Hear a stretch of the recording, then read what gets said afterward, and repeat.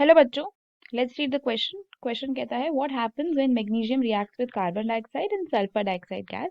तो अगर इस क्वेश्चन में हम बात करते हैं अबाउट द की कॉन्सेप्ट, तो की कॉन्सेप्ट क्या होगा? यहाँ पे हमें मैग्नीशियम की रिएक्शन ही देखनी है विद CO2 एंड SO2।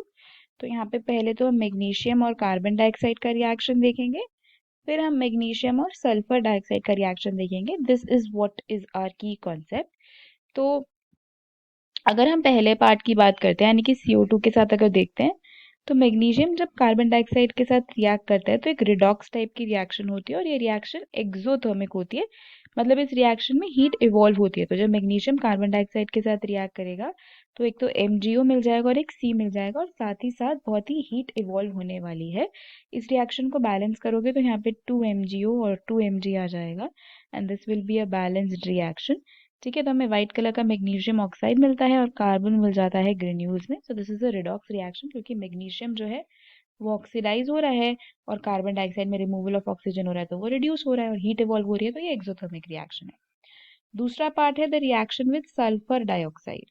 तो जब मैग्नीशियम का सल्फर डाइऑक्साइड के साथ रिएक्शन होता है तो again this is also a redox reaction और ये भी बहुत ही एक्सोथर्मिक रिएक्शन होती है और सिमिलर वे में ही रिएक्ट करता है। यहाँ पे MgO और सल्फर मिल जाता है आपको और साथ ही साथ बहुत हीट इवॉल्व हो जाती है इस रिएक्शन में और बैलेंसिंग भी इसकी ऐसी ही होगी। यहाँ पे 2Mg और यहाँ पे 2MgO हो जाएगा।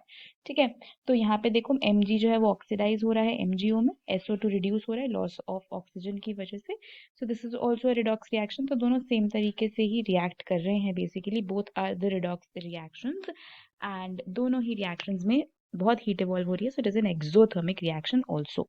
तो यही इस क्वेश्चन का आंसर है। Hope you understood it well. Best of luck.